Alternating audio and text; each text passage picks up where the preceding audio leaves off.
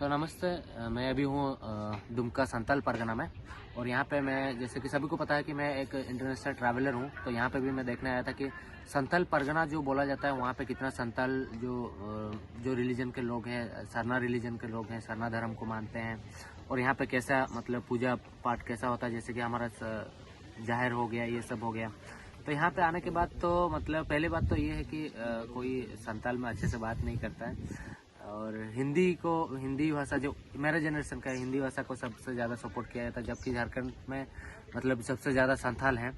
तो मैं सभी संथाल लोगों को मैं बोलना यही चाहूँगा कि हमारे जो संथाल भाषा है या हमारा चिकी है उसको सपोर्ट किया जाए। और जो लोग आगे लेके जा रहे हैं, जैसे कि संगेली अभियान और उस पर काम कर रहे हैं, जैसे सलखन मुर्मू गोमके जी, तो उनको सपोर्ट किया जाए। और हमारा जो झारखंड है अभी, मतलब झारखंड का ऑफिशियल लैंग्वेज अगर किसी को आप पूछेंगे तो कोई बोलता है हिंदी है, लेकिन हिंदी, जबकि यहाँ पे संथाल हॉल ज़्यादा है, संथाल के लोग ज़्यादा हैं, फिर भी हिंदी ऑफिशियल लैंग्वेज क्यों होगा?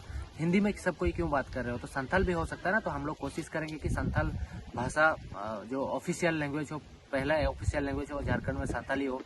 संथाल के लोग इतना सारे हैं और संथाल का यहाँ पे हर कोई त्यौहार मनाया जाता है। तो उसी तरह से मैं बोलना चाहूँगा कि सब कोई सपोर्ट करे इस चीज़ को और हमारे संथाल भाषा को आगे लिया जाए। और संथाल ऑफिशियल लैंग्वेज यहाँ पे संथाली हो, जो झारखंड का ऑफिशियल लैंग्वेज है।